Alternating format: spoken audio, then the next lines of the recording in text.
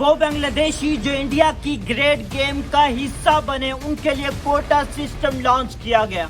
वो जिन्होंने बाइकाट किया उनको रजाकार कहकर ये ISI का एजेंट कहा गया। ऑफ कोर्स गलती यहाँ पाकिस्तानियों की थी, क्योंकि ईस्ट में भी पाकिस्तानी, वेस्ट में भी पाकिस्तानी थे।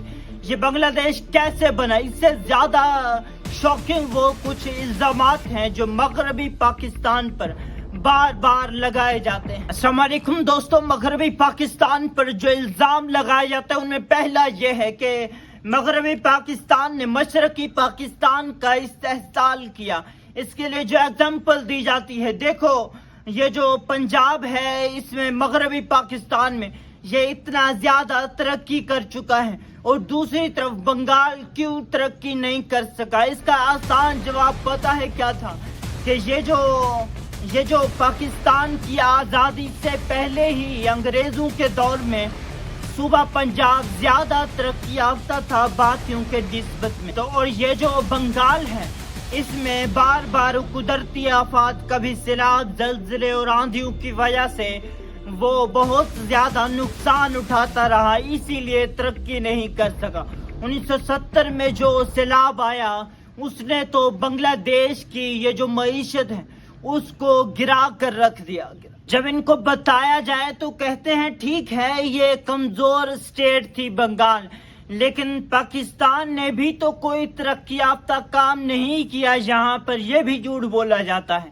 इसीलिए कि 1961 में सदर अयूब के दौर में यहाँ एक बहुत बड़ी पार्लिमानी इमारत बनाई गई। इसका ये मंसूबा नहीं था तरक्की याफ्ता, एफर्ट्स था उस टाइम पर जब मगरबी पाकिस्तान की इकॉनमी खुद की कमजोर थी। और सिर्फ ये नहीं, इसके बाद जो वहाँ पर सनतों और बिजनेसेस को लॉन्च किया गया जिसमें पटसन के कारखाने हैं और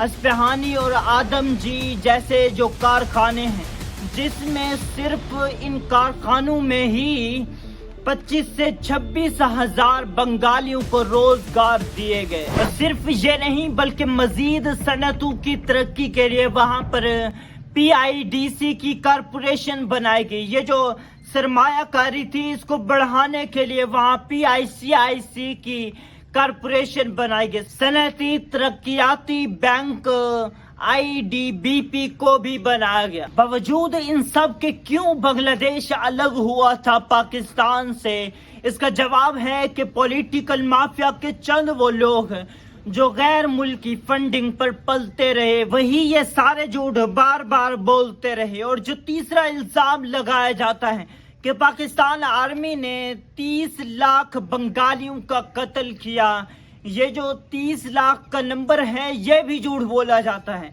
इसीलिए कि जब बांग्लादेश अलग हुआ तो उसकी गवर्नमेंट ने खुद एक कमेटी बनाकर सर्च की तो ये नंबर 50,000 साबित हुआ। और फिर कहा जाता है चलो 50,000 तो पाकिस्तान आर्मी ने कत्ल किए, ये भी झूठ बोला जाता है। 1969 को जब ये सदर अयूब ने इस्तीफा दिया और याह्या खान ने इक़्तिदार संभाला, उसने इस्तीफा क्यों दिया, इसके पीछे जो बड़ी वजह थी कि मुजीबुर रहमान अपने जो मशरकी पाकिस्तान में झूठ बोल रहा था बार बार मगरबी पाकिस्तान में, वो एक पॉलिटिकल जंग चल रही थी सदर अयूब के साथ। तो यहाँ पर सदर अयूब ने इस्तीफा दिया इसीलिए कि उसने इस मुजीबुर रहमान की तहरीक को बंगाल में पाकिस्तान आर्मी से रिक्वेस्ट की कि उसको दबाया जाए। यहाँ पर पाकिस्तान आर्मी ने सदर अयूब को मना कर दिया, ये कहते हुए कि तुम गलती कर रहे हो।